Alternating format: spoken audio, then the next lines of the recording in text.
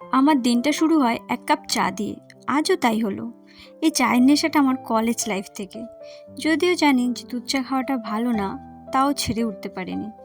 কিন্তু কি জানো তো, জীবনে এমন এক সময় আসবে যখন তুমি তোমার পছন্দের সব কিছুই হাসি মুখে ছেড়ে দিতে পারবে, দূরে সরিয়ে রাখতে পারবে অনায়াসে।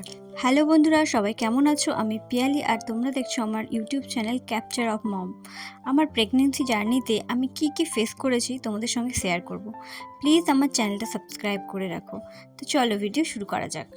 আমি যখন জানতে পারলাম যে আমি মা হতে চলেছি, তখন প্রচুর রিসার্চ শুরু করলাম, কোনটা খাওয়া ভালো, কোনটা না, কি করা উচিত, কোনটা করা উচিত না। তখন জানতে পারলাম যে চা, কফি এগুলো অতিরিক্ত খাওয়া উচিত নয়।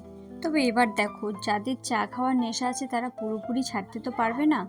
তো এক কাপ করে ডেলি চা খাওয়া যেতেই পারে, তবে মাথায় রাখবে যে চা খাওয়ার 1 ঘন্টা আগে বা পরে কোনো আয়রন জাতীয় জিনিস খাবে না। যেমন আয়রন ট্যাবলেট বলো বা চাই কলা, মোচা, কাঁচা ছোলা, এসব কিছুই খাবে না চা খাওয়ার 1 ঘন্টা আগে বা পরে। কারণ চায়ে যে ক্যাফাইন থাকে, যেটা আয়রন শোষণে বাধা দেয়। আর প্রেগনেন্সিতে আমাদের শরীরে সবচেয়ে আয়রনটাই বেশি দরকার হয়, যার অভাবে শরীরে হিমোগ্লোবিন কমে যাবে আর অনেক প্রবলেম ফেস করতে হয়।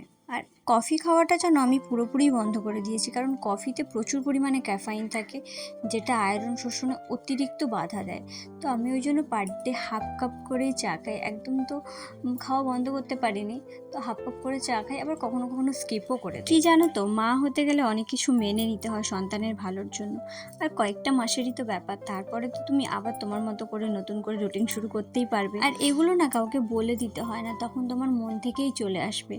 যারা যারা নতুন মা হচ্ছে তাদের সবাইকে অনেক শুভেচ্ছা নতুন অধ্যায় পা দেওয়ার জন্য। সবাই খুব ভালো থেকো, সুস্থ থাকো, দেখা হচ্ছে পরের ভিডিওতে।